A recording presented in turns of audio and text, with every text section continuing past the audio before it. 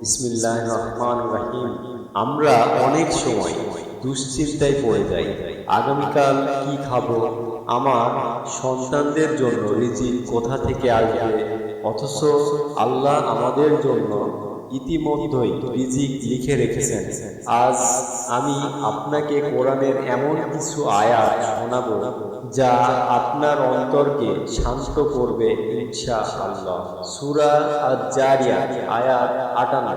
নিশ্চয় আল্লাহই রিজিক দাতা, শক্তিশালী, অটল। লক্ষ্য করুন, এখানে আল্লাহ শুধু বলেননি যে তিনি রিজিক দেন, বরং বলেছেন তিনি রিজিক দাতা আর তিনি অসীম শক্তির মালিক। তাই মানুষের হাতের দিকে তাকিয়ে নয়, আল্লাহর দিকেই তাকিয়ে চলুন। সূরা হুদ আয়াত ৬। পৃথিবীতে যে কোনো জীব আছে তাদের রিজিক আল্লাহর দায়িত্বে। ভাবুন তো, মাটির নিচে লুকানো পোকামাকড় থেকে শুরু করে আকাশের পাখি সবাইকেই তিনি খাওয়ান। তাহলে আপনি কি মনে করেন তিনি আপনাকে ভুলে যাবেন? কখনোই না। সূরা আত-তালাক আয়াত ২ ও ৩। যে আল্লাহকে ভয় করে তিনি তার জন্য উত্তরণের পথ করে দেন, আর তিনি তাকে এমন জায়গা থেকে রিজিক দেন যা সে কল্পনাও করে না। আর যে আল্লাহর উপর ভরসা করে আল্লাহ তার জন্য যথেষ্ট।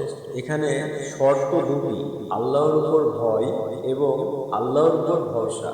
যখন এই দুটি থাকবে তখন এমন দরজা খুলে যাবে যেখান থেকে আপনি ভাবতেও পারেননি রিজিক আসবে।